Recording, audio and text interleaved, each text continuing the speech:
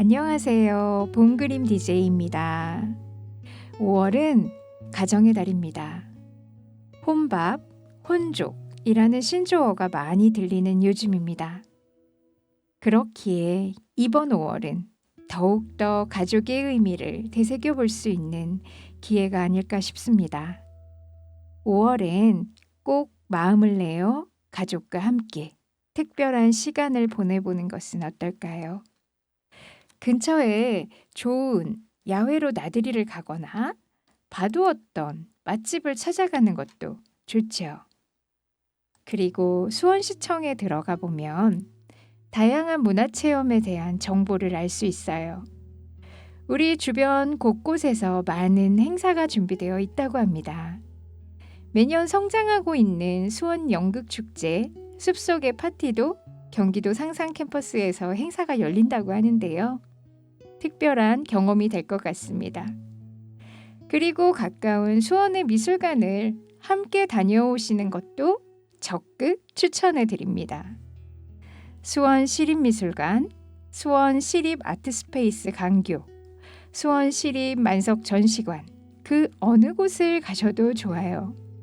멋진 그림 전시도 함께 보시고 미술관 옆에 있는 공원에서 차 한 잔의 여유를 가족과 함께 즐겨보실 수 있습니다. 이런 기회를 통해서 가족에 미뤄두었던 이야기도 하고 서로의 소중함을 더욱 느낄 수 있는 기회가 되면 좋을 것 같습니다.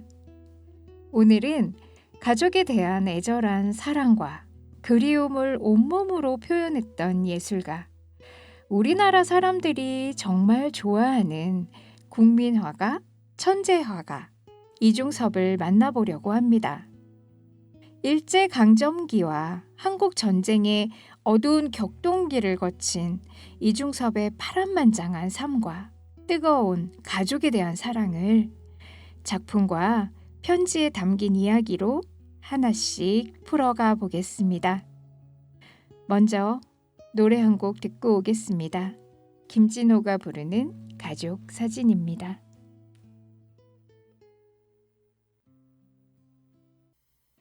화가 이중섭 하면 무엇이 떠오르시나요? 미술책에서 강렬한 이미지로 거친 붓질과 몸부림치듯 그림을 뚫고 나올 것 같던 황소가 떠오르시나요? 또는 돈이 없어서 담뱃값을 주어 은박 속지에 그림을 그린 은지화가 생각나시나요? 우선 오해가 많은 것이 이중섭과 가난입니다. 이중섭은 원래 가난하진 않았습니다.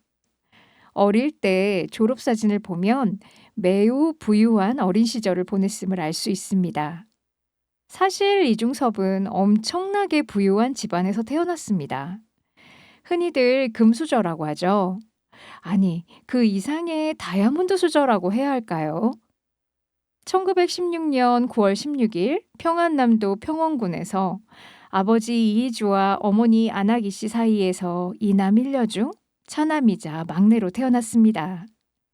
이중섭의 부친은 분홍이자 지주로서 상당히 큰 부를 축적하고 있었고 어머니 쪽의 외가 역시 큰 부잣집이었다고 합니다. 요즘으로 계산하면 연 매출 몇백억씩 되는 천석군 집안이었고 집도 100칸짜리였다고 해요. 그래서 매우 풍족하게 자랐고 조기 교육도 많이 받았고 훗날 일본으로도 유학 갈 수 있었습니다. 비록 아버지가 이중섭의 나이 3살 때 돌아가셨지만 외가인 평양으로 이사를 와서 여전히 부족함 없이 잘 자랐습니다. 크면선 집안에서는 공부를 잘하길 바랐겠죠? 하지만 이중섭은 어릴 적부터 산으로 들로 뛰어다니면서 그림을 그렸다고 합니다. 공부를 열심히 안 해서 명문 중에 명문이었던 제2고등보통학교를 2번이나 떨어지게 되면서 평안북도 정주에 있는 오산고등보통학교에 입학을 하게 됩니다. 오산고등보통학교는 3.1 해방운동의 34인 대표인 남강 이승훈이 민족 본위의 뜻을 가지고 설립한 학교였죠. 남강 이승훈은 일제치하 조선 최고의 재력가였지만 평생을 독립운동과 교육에 헌신한 사람입니다. 남강 이승우는 이렇게 말씀하셨습니다. 총을 드는 사람, 칼을 드는 사람도 있어야 할 것이다. 그러나 그보다 더 중요한 일은 백성들이 깨어 일어나는 것이다. 이 학교의 졸업생으로 유명한 사람들이 참 많아요. 우리가 잘 알고 있는 김소월, 백석, 황순원, 주기철 등이 있습니다. 그리고 무엇보다 중요한 것은 여기 이곳 학교에서 도화, 즉 미술이죠. 미술과 영어를 담당했던 임용련 선생님과 운명적으로 만나게 된 것입니다. 임용련 선생님은 정말 엄청난 스펙을 가지고 계십니다. 그 당시 3.1 운동을 하다가 위험에 처해서 중국으로 갔다가 미국으로 피해 가게 됩니다. 그런데 미국에서 시카고 미술대학과 예일대학을 수석으로 졸업을 했다고 하네요. 그 상금으로 여러 나라를 1년 동안 경험해 볼 수 있는 특전을 받았다고 해요. 보통 분이 아니셨던 것 같습니다. 이후 프랑스에서 그림 공부를 하면서 작업을 하고 계셨는데 그곳에서 같이 유학하던 백남순을 만나 결혼을 했습니다. 두 분은 프랑스에서 야수파와 초현실주의 합풍을 구사하며 전시회도 활발하게 하면서 자유롭게 지냈습니다.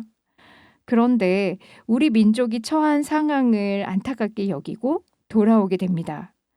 오산 보통학교에서 영어와 미술을 가르치는 선생님이 되면서 이중섭과도 만나게 된 것입니다.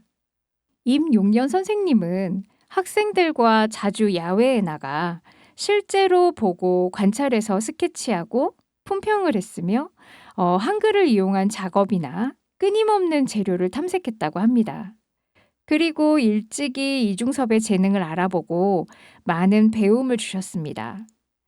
밑그림을 바닷가의 모래알보다 더 많이 그려라. 그런 다음에 너의 예술이 있다. 라고 하시면서 기본기의 중요성을 강조하고 무엇보다도 조선인의 그림은 조선인다워야 한다. 라고 강조했다고 합니다. 이런 임용련 선생님의 가르침은 이중섭의 예술 세계에 있어 큰 뼈대가 되었습니다. 이중섭이 오산 보통학교를 다니면서 그림도 배우고 일찍이 민족성을 깨닫고 체화하는 중요한 시기가 된 것 같습니다. 그 영향일까요? 그 후 일본에서 개최되는 미술전에 줄곧 우리나라에서 그려오던 황소를 주제로 그림을 그립니다. 당시 황소는 일본인들 사이에선 조선의 이미지라 할 정도로 민족 정서를 대표하는 동물이라서 일부러 소에 관련된 표현 자체를 못하게 하는 분위기였다고 하는데 이중섭은 아랑곳하지 않고 출품을 합니다.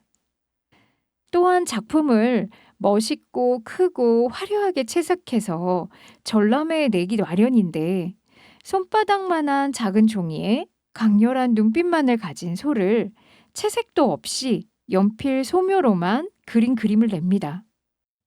하지만 이 단순한 스케치와 같은 소 그림이 주는 에너지에 일본 기자는 바로 천재성을 알아보고 감탄했다고 합니다. 졸업하고 20살이 된 이중섭은 그림 공부를 더 하고 싶었고 처음엔 프랑스로 유학을 가고자 준비했으나 세계대전으로 파리가 불안정한 시국이 되어서 포기하게 되면서 일본으로 유학길에 오르게 됩니다. 그때 일제강점기였지만 이중섭의 형은 빠르게 도시화가 진행되던 항구도시 원산에서 백화점을 차려서 집안이 제일 가는 갑부가 되어 있던 상황이라서 이중섭이 외국에 나가 그림을 배우는 데는 전혀 문제가 없었습니다. 먼저 들어갔던 제국학교를 자퇴하고 이중섭은 문화학원에 다시 입학하게 되는데요. 이곳은 경직된 일본 사회 분위기에 반기를 들고 자유롭고 독창적이며 감성적인 인간을 키워낸다는 이념 아래 설립되었고 일본 최초의 남녀 평등 교육이 시행된 학교였다고 합니다. 유학 당시 이중섭은 부유했고 키도 크고 목소리도 좋고 가곡도 잘 부르고 운동도 잘해서 인기 만점, 요즘 말로 엄친아 중에 엄친아였습니다. 그림 실력도 좋았기에 한국에서 온 천재 화가라는 평판으로 이미 이름도 알려졌습니다. 이중섭이 예술가로서 성장하기엔 모든 것이 좋은 환경이었습니다. 이곳에서 또 다른 운명을 만나게 됩니다. 1939년 같은 미술부 2년 후배 야마모토 마사코를 만나 한눈에 반하게 되고 교제를 시작해요.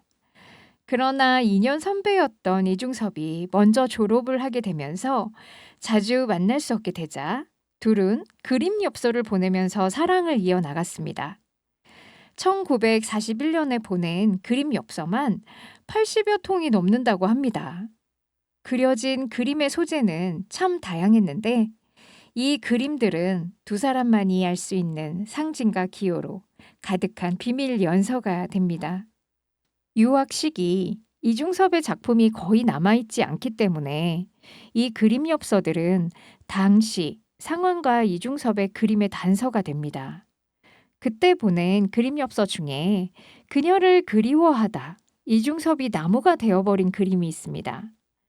너른 푸른 바다 풍경이 배경이 됩니다. 앞으로 둥글고 나지막한 언덕이 있습니다. 벌거벗은 채 한쪽 무릎을 꿇은 남자는 두 팔을 들고 있습니다. 한쪽 팔은 나무 기둥에 붙어서 아예 나무가지로 변해버렸습니다. 오른쪽 팔은 머리 위로 쳐들었고 사람 손처럼 변한 다른 나뭇가지와 맞잡고 있습니다. 손에 형상을 한 가지 끝에는 커다란 꽃송이가 활짝 피었습니다. 늘어진 두 팔을 맞잡아 둥근 문처럼 만들고 자연스럽게 나무인지 사람인지 하나로 동화된 듯 그려졌습니다. 그 동그라미 안에 한 여인의 모습이 들어옵니다. 파란색의 단순한 선으로만 그려진 여인 형상은 누구를 기다리는 듯 다소곳한 자세로 얼굴을 위로 향하고 기다리듯 올려다보고 있습니다. 그림에서 선이나 형태는 자유롭고 부드러운 곡선으로 이루어져 있습니다. 매우 간결한 선과 독특한 구도로 작은 엽서지만 큰 그림처럼 느껴지도록 짜임새 있게 그려졌습니다. 기다림과 사랑을 고백하는 듯한 느낌입니다. 이중섭은 마사코를 발가락꾼이라는 애칭으로 불렀습니다. 같이 걸어가던 마사코가 넘어지면서 발가락을 다쳤는데 이중섭이 직접 치료해주면서 발가락도 예쁘다 라고 하면서 붙여준 별명이라고 합니다. 발을 치료하는 남자라는 그림 엽서에서 보면 이중섭이 앉아서 누군가의 발목을 잡고 발을 내려다보고 있습니다. 마사코의 발이겠지요. 그녀의 발가락에는 붉은색의 피가 나고 있어요. 살펴보고 있는 그의 손가락에도 그 붉은색의 피가 묻어버렸습니다. 매우 간결하고 단순하게 표현되어 있어서 더 명확하게 이미지가 강하게 느껴집니다. 마사코가 발을 다친 날 이중섭은 정성껏 간호했고 그 기억으로 집에 돌아와 이 그림을 그리고 엽서에 글을 썼다고 합니다. 한번 들어보세요. 나의 살뜰한 사람, 나 혼자만의 기차게 어여쁜 남덕군. 이상하리만큼 당신은 나의 모든 점에 들어맞는 훌륭한 미와 진을 간직한 천사요. 당신의 모든 좋은 점이 나의 모든 것에 깊이 스며들어 내가 얼마나 생생하게 사는 보람을 강하게 느꼈는지 모르오. 내 귀여운 당신의 볼에 있는 크고 고운 사마귀를 생각하고 있소. 그 사마귀에 키스하고 싶소. 지금 나는 당신을 얼마만큼 정신없이 사랑하고 있는가요? 우와, 읽으면서 닭살이 돋아가지고 스튜디오 바깥으로 날아가 버릴 뻔했습니다. 근데 1941년이라는 그 시대를 생각해보면 이렇게 적극적으로 애정을 표현하는 로맨티스트 이중섭이라는 사람이 새삼 신기하게 느껴집니다. 그리고 이런 사랑을 받은 마사코는 정말 행복했을 것 같습니다. 이렇게 알콩달콩한 두 사람에게도 쉽게 넘을 수 없는 장벽이 있었죠. 당시 한국과 일본의 상황이었습니다. 태평양 전쟁이 극단으로 치달으면서 징용을 피해서 이중섭은 한국으로 돌아오게 됩니다. 잠시나마 떨어져 있게 된 둘은 이런 어려운 역경 따윈 우리의 사랑 앞에서는 아무것도 아니라는 듯 1944년 12월 부모님께 결혼 허락을 받아냅니다. 가족의 결혼 승낙까지 받고 나자 마사코가 호렬단신 용감하게 조선으로 달려옵니다. 당시 태평양 전쟁이 막판으로 치닫으면서 미군의 폭격기와 잠수함을 동원해 일본 연안 해상교통을 옥죄던 시기였다고 해요. 의지의 마사코는 죽음을 각오하고 간신히 배를 얻어 타고 부산과 서울을 거쳐 원산으로 들어올 수 있었다고 합니다. 마사코는 두렵지 않았을까요? 국경도 전쟁의 불길도 갈라놓지 못한 사랑의 힘이란 정말 대단한 것 같습니다. 마침내 1945년 5월 20일 원산에서 둘은 결혼식을 올렸고 이중섭은 마사코에게 남쪽에서 온 덕이 있는 여인이라는 의미로 이남덕이라는 한국식 이름을 지어주었습니다. 전쟁 중인데 본토의 일본 여인이 사랑을 찾아 조선으로 와서 한복을 입고 결혼을 한 것은 그 일대 엄청난 사건이었겠죠. 정말 많은 사람들이 와서 이 혼례를 구경했다고 합니다. 그러나 당연히 일본에서 온 여인에 대한 곱지 않은 시선과 분노는 있었죠. 그런데 이중섭은 모두 다 잘 지켜주었다고 해요. 둘의 행복은 안타깝게도 얼마 가지 못했습니다. 강복이 찾아오고 해방이 되었는데 이중섭에게는 더 큰 어려움이 찾아옵니다. 북쪽은 공산주의가 되면서 재상가들이 바로 인민의 적이 되는 역사적 사건이 일어납니다. 이중섭의 집안도 위험에 처하고 모든 재산이 완전히 몰수됩니다. 특히 재력가였던 형은 어느 날 갑자기 사라지고 얼마 뒤 죽은 채로 발견되었다고 해요.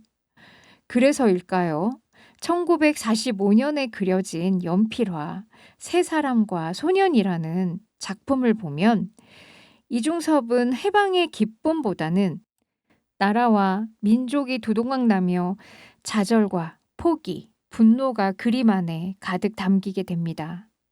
18.2, 28cm의 작은 종이에 그린 세 사람은 힘듦을 참아보려고 무릎을 개고 머리를 푹 숙여 엎드린 사람, 완전히 지친 듯 엎드려 누워버린 사람, 앞에는 얼굴을 두 팔로 감싸 안고 눈을 가려버리는 사람이 서로 연결되어 동그랗게 화면을 가득 채우고 있습니다. 소년이라는 작품을 가만히 들여다볼까요? 그림 중간을 가로질러 사선으로 경사진 길이 불안정한 구도로 쭉 그려져 있습니다.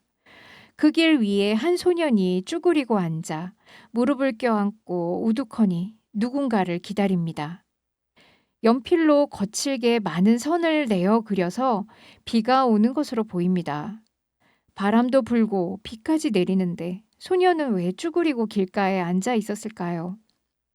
그림 뒤편 언덕에는 황량한 고목이 한 그루 있고 그림의 앞쪽에는 싹둑 베어져 그루터기만 볼품없이 덩그러니 있습니다.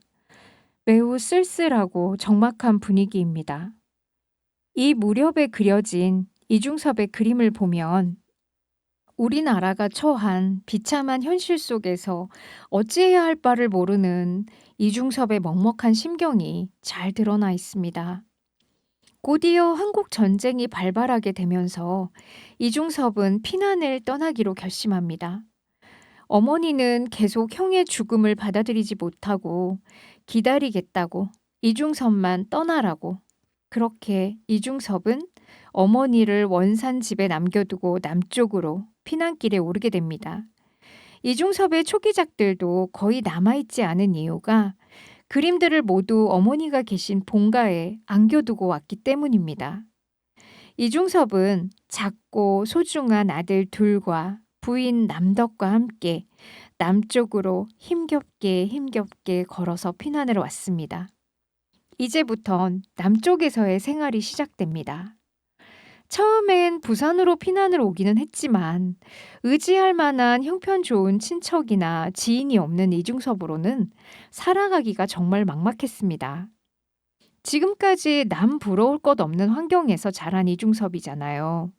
억척스러움이라고는 한 군데도 없었기 때문에 험한 일을 해서 돈벌이를 하기도 어렵고 남에게 폐를 끼치는 걸 싫어하고 폐를 끼쳐도 어떻게든 갚아야 하는 성격이라 뻔뻔한 생활력을 기대하기란 어려웠습니다. 이 모든 전시 상황이 이중섭 본인에겐 상당히 난감하고 힘들었을 것입니다. 이중섭을 대신해 부인 이남덕이 거리로 나가 재봉질을 해가며 생계를 이어갔다고 합니다. 그러다 1951년 1월 15일 정부의 수용 피난민 소개 정책으로 제주도로 보내집니다.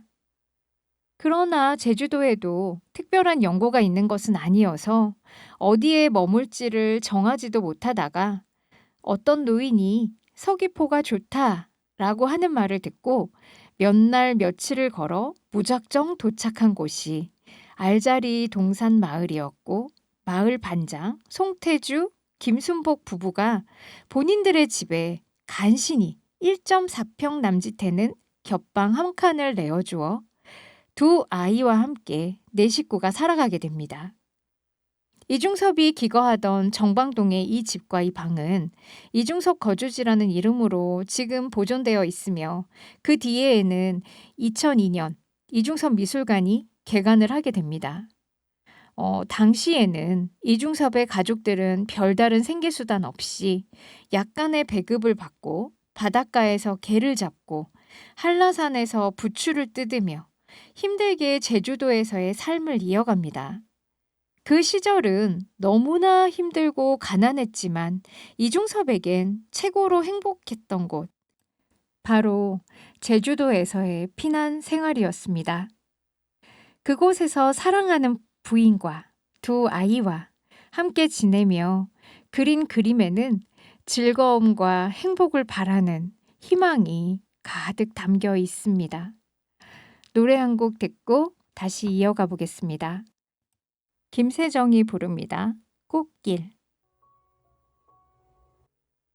그곳에서 사랑하는 부인과 두 아이와 함께 지내며 그린 그림에는 즐거움과 행복을 바라는 희망이 가득 담겨 있습니다.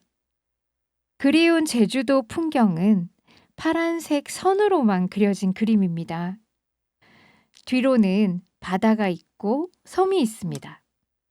앞으로 둥근 울타리 가득 바다 개들이 움직이고 두 아이가 그 개 한 마리를 두고 양쪽에서 줄에 묶어서 잡으려고 씨름을 하고 있습니다.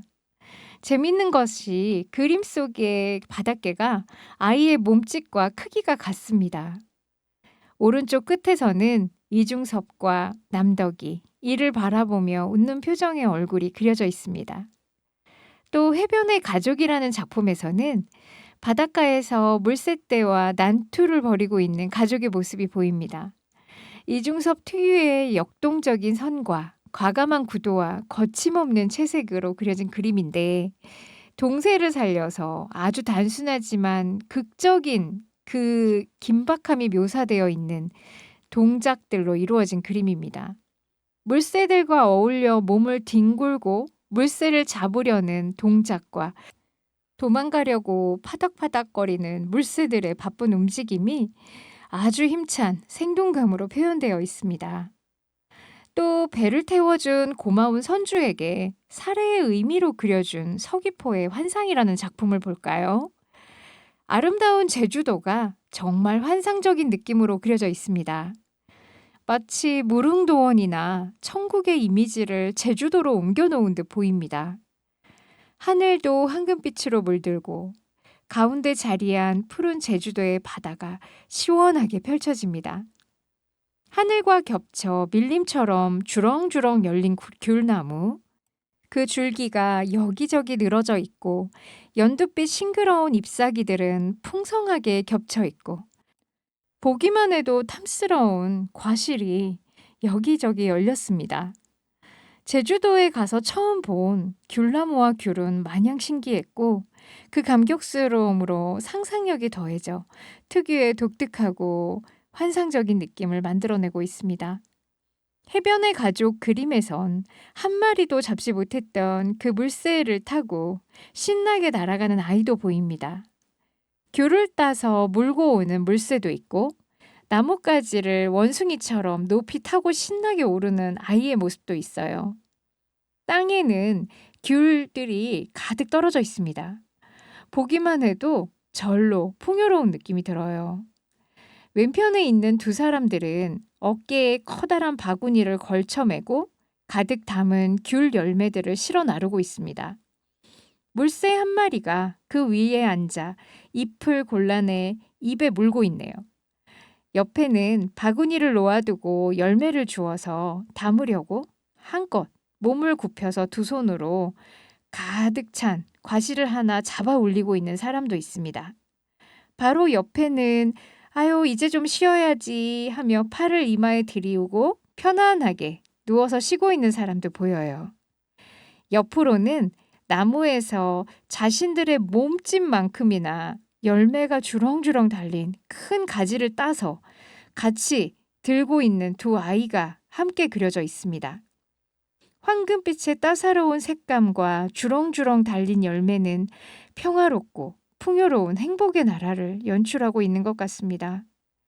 비록 지금은 가난하고 힘들어도 언젠가는 꼭 이렇게 행복하고 풍요로워지길 간절하게 바라는 마음에서 이중섭이 생각했던 이상향을 그리지 않았을까요?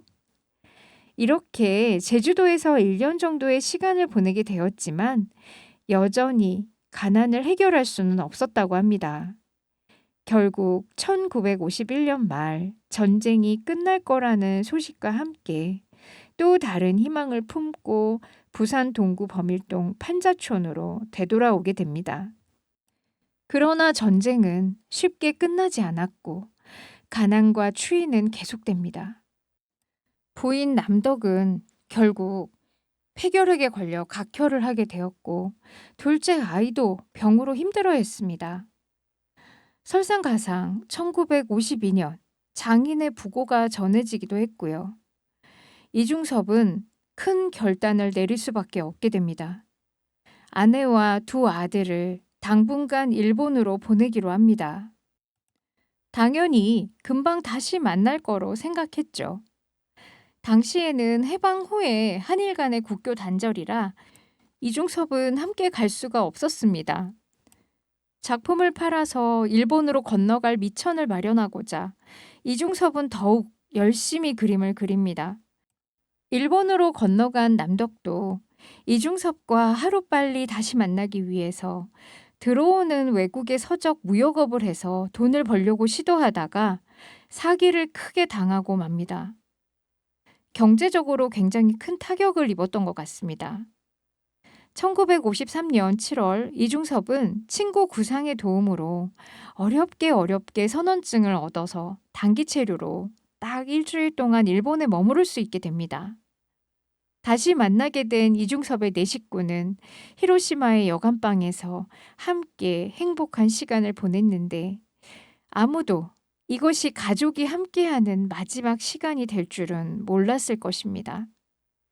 일본 1초의 아까운 시간을 보내고 다음을 기약하며 한국으로 돌아온 이중섭은 가족과 함께하기 위해 정말 돈을 벌어야 한다는 일념으로 막노동도 하고 잡지에 사파도 그리고 은지와의 그림을 계속 그립니다. 친구들의 도움으로 통영에서 나전칠기 기술원이라는 곳에서 교사로 근무하게 되면서 전시를 기획하게 되는데요. 이 전시를 하고 그림을 많이 팔면 드디어 가족을 만나러 갈 수 있다 생각했습니다. 우리가 알고 있는 최고의 작품 황소도 이때 그려집니다. 1953년에 그려진 황소의 불타오르는 듯 붉게 물든 배경에 황소의 얼굴과 몸통이 크게 그려져 있는 아주 유명한 이 작품. 어디선가 한 번쯤은 다 보셨죠? 소는 입을 벌리고 코를 벌렁거리는 모습으로 강렬함을 주고 있습니다. 그러나 두 눈망울은 촉촉하고 강한 신념을 담고 있는 듯 맑고 투명합니다. 필력으로 숙련된 기술로 몇 번의 붓질만으로 소의 해부학적인 형상과 골격을 잡아내고 격정적인 동작의 기운을 표현하고 있습니다. 어두운 색의 선 부분이 깊게 파인 주름을 나타낸다고 하면 짧고 가늘고 율동적인 선의 흐름으로 소의 형상을 그려내고 있습니다.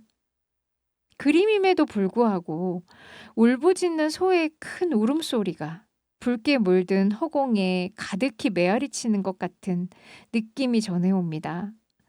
소는 역경 속에서도 인내와 끈기를 나타내는 선량함과 강인함을 동시에 가지는 동물로 알려져 있습니다. 바로 이중섭 내면의 모습이자 자기 자신의 자화상이기도 합니다. 이중섭의 예술이 특별하게 높은 평가를 받는 것은 그 누구의 그림과도 똑같지 않은 독창성과 향토적인 조형적 요소들이 자연스럽게 녹아서 어우러진다는 점에 있습니다. 고구려 벽화와 분청사기, 이렇게 우리나라 전통 문화의 영감을 받고 재료와 기법적인 한계를 확장해서 다양한 재료 또는 소재로 작업을 했습니다. 은지와도 분청사기의 제작 방법과 비슷하게 양 담뱃값의 은종이를 긁어내는 평면 작업을 통해서 독창적으로 연구한 재료 기법이었습니다. 이렇게 혼신의 힘을 담아 여러 날을 준비하고 드디어 1955년 1월 이중섭은 서울 미도파 화랑에서 개인전을 열게 됩니다. 벼랑 끝에 선 이중섭에겐 한 줄기 희망의 빛이 되어줄 전시였습니다. 전시회의 안내장은 김한기 화백이 맡아서 디자인하고 김강균이 화평을 실어주는 등 주변의 지인들의 많은 도움과 화단의 기대가 컸던 만큼 전시는 성공적이었습니다. 미술계에 좋은 평가도 있었고 그림도 20점이 넘게 팔렸다고 합니다. 그런데 이것이 웬일일까요? 수금이 제대로 되지 않아서 돈이 들어오질 않았습니다. 조금이라도 돈이 생기게 되면 도움을 먼저 받은 친구들에게 인사를 하느라 술도 사고 또 더 어려운 친구를 돕기도 한 이중섭의 이러한 성정도 한몫을 했을까요? 전시회는 남는 것도 없이 액자값도 안 되었다고 합니다. 결국 미도파 화랑 전시 이후 완전히 빈털터리가 되어서 대구로 내려가 재기를 다짐했지만 이미 이중섭의 몸과 마음은 피폐해져서 대구에서 열린 전시도 완전히 망해버립니다. 가족을 만날 수 있다는 꿈이 물거품처럼 사라지자 이중섭은 끝내 절망에 이르게 되고 자기 상실의 괴로움으로 병까지 얻게 됩니다. 그 당시 그려진 돌아오지 않는 강이라는 작품을 보면 그림의 절반은 지붕과 창틀이 있는 집의 모습인데 창틀에서 한 아이가 팔에 고개를 개고 기대서 밖에서 오고 있을 그 누군가를 기다리고 있습니다. 그림의 왼편 상단에는 한복을 입고 머리에 무언가를 지고 오는 여인이 있네요. 이 여인은 누구일까요? 북에 두고 온 어머니일까요? 아니면 그렇게 원하고 원했으나 결국 만나지 못하게 될 것을 직감한 부인 남덕을 그린 것일까요? 이 작품을 연작으로 그렸는데 마지막으로 그린 것으로 보이는 작품에는 기다리는 아이의 눈, 코, 입, 귀가 모두 사라지고 없습니다. 모든 것이 텅 비어버리는 시린 아픔만 남아있는 것 같습니다. 이렇게 이중섭은 활활 다 타버린 촛불처럼 연기만 남기고 배시시 꺼지듯 1956년 서대문 적십자병원에서 41살에 간장염으로 사망하게 됩니다. 노래 듣고 오겠습니다. 손디야, 어른. 이중섭은 유화, 은지화, 그림엽서, 편지 등 가족을 소재로 정말 많은 그림을 그렸습니다. 아빠는 꽃을 뿌리고, 한 아이는 물고기를 가져오고, 또 다른 아이는 긴 띠로 서로를 연결하면서 엄마는 머리에 흰새를 얹고 즐거워하는 행복한 모습으로 소 달구지에 타서 행복이 넘치는 곳으로 떠나고 있는 그림. 또 자기 가족과 함께 수탉, 암탉, 그 사이에서 난 병아리들. 이렇게 닭 가족이 함께 있는 그림. 그리고 가족이 꽃 넝쿨에서 행복하게 놀고 있는데 머리에 한가득 강주리를 이고 오는 할머니를 보고 뛰어가서 반기고 있는 아이의 모습을 그리기도 했습니다. 원산에 남겨두고 온 어머니에 대한 그리움을 담은 것이겠지요. 이중섭의 그림 속에는 가족들이 서로 엉켜붙어서 아주 가까이 살을 맞대고 있음에도 낚싯줄이든 휘장이든 끈으로 서로가 연결되고 이어져 있습니다. 가족과 생이별의 고통을 겪은 이중섭만이 표현할 수 있는 애절함이 느껴집니다. 현실과 환상을 넘나들며 간절한 바람을 담아낸 이중섭의 가족 그림은 애절한 그리움으로 가득해서 슬프기도 하지만 너무나도 아름답습니다. 그의 삶이자 모든 것이었던 가족, 사랑하는 부인 남덕과 두 아이에게 보낸 그림과 편지에서도 가족에 대한 이중섭의 사랑과 행복한 만남을 기대하며 희망을 가득 담고 있습니다. 그림 두 아이와 물고기와 개에서는 이중섭 고유의 자유로운 필성과 역동적인 동세가 잘 드러난 특이한 구조로 그려져 있습니다. 위에는 빨간색으로 칠해진 아이와 아래 초록색으로 그려진 아이가 낚싯줄에 매달린 고기를 서로 잡아당기듯 팔과 다리가 아주 자유로운 동작을 하고 있습니다. 그 낚싯줄 중간에서 바닷개가 집게발로 자르려고 하는 익살스럽고 재미있는 그림입니다. 아이들에게 보낸 편지가 이어집니다. 읽어볼게요. 잘 있었니? 오늘 엄마한테 온 편지에는 요즘 태연이가 운동회 연습으로 새까매져서 집에 온다고. 태연이의 건강한 모습을 그려보며 아빠는 기쁜 마음으로 꽉 차 있다. 지든지 이기든지 상관없으니 용감하게 싸워라. 아빠는 오늘도 태연이와 태성이가 물고기와 개하고 놀고 있는 그림을 그렸다. 아빠 중섭. 편지에 자주 등장하는 말 중에는 아빠는 오늘 종이가 떨어져서 한 장만 써서 보낸다. 태성이와 태연이 둘이 함께 보아라. 이 다음에는 재미있는 그림을 한 장씩 그려서 편지와 함께 보내주겠다. 이렇게 둘이서 사이좋게 기다려다오. 또 아빠가 가면 자전거 사줄게. 이런 말들이 정말 많습니다. 자전거 사주기로 연신 약속을 했는데 결국 지킬 수 없는 약속이 되었죠. 1955년 거식증이 심해진 이중섭을 친구 구상이 데리고 와서 같이 지내게 되는데 그때 구상 내 가족 초상화를 그려줍니다. 구상 부부가 그들의 아이들에게 사준 세발 자전거와 아이들을 태워주며 모두 즐거워하는 모습을 부러운 듯 바라보는 장면을 그린 그림입니다.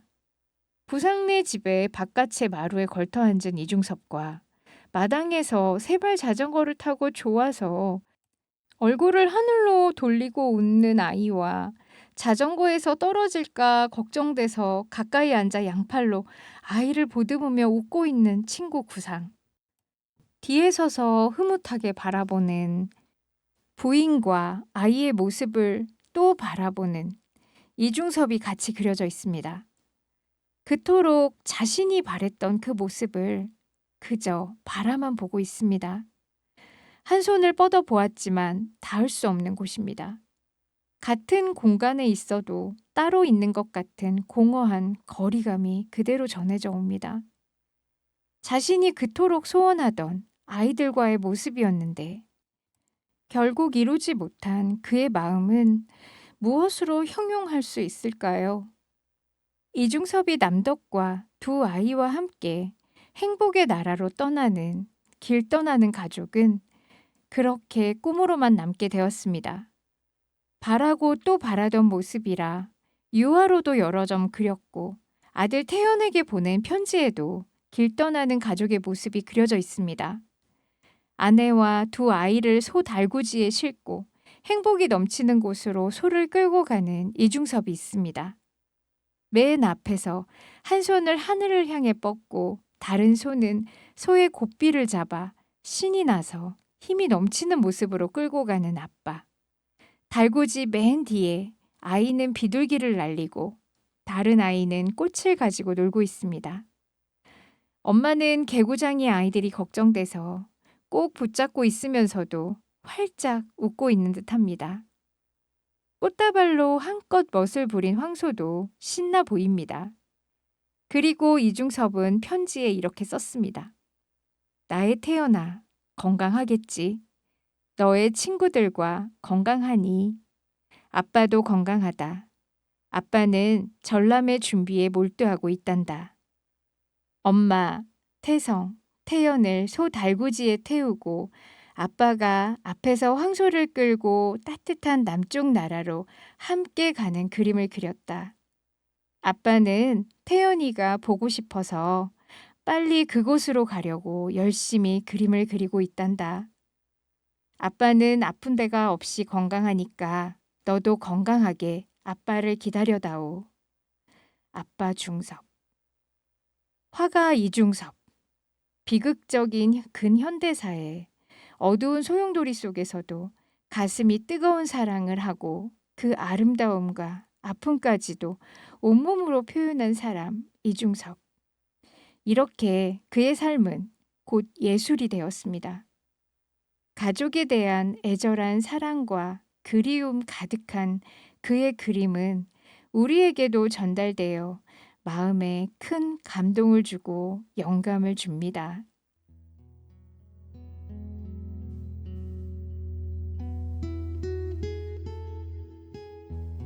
바쁜 일상에서 하루하루 지내다 보면 제일 잊기 쉬운 것이 가족에 대한 사랑과 감사일 것 같아요. 이중섭의 그림과 이야기를 통해서 평범한 일상도 항상 언제나 당연한 것이 아님을 새삼 깨닫게 됩니다. 가족에 대한 소중함을 어떻게 표현하면 좋을까요? 감사의 인사를 전해야겠죠. 진심이 담긴 톡을 보내는 것도 좋고 최고라고 하는 현금 선물도 당연히 좋겠지만 이중섭 화가처럼 사랑과 감사의 마음을 담아 진심 어린 손글씨와 그림을 그려서 보내는 것은 어떨까요? 정말 의미 있는 특별한 순간으로 기억되지 않을까요? 정은지가 부르는 하늘바라기 들으면서 마무리하겠습니다. 지금까지 봄 그림 DJ 성선아였습니다.